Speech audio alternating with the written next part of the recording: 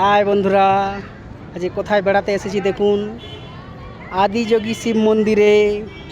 কত সুন্দর এখানে জায়গাটা, কিন্তু একটাই সমস্যা, শিব ঠাকুরের ছবি তুলতে দিচ্ছে না এখানে।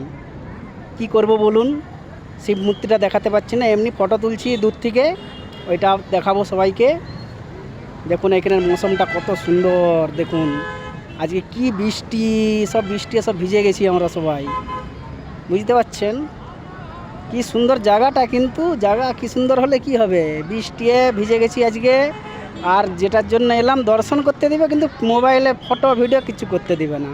কি করবো বলুন, বুঝতে পারছেন। বিশাল সমস্যায় পড়ে গেছি।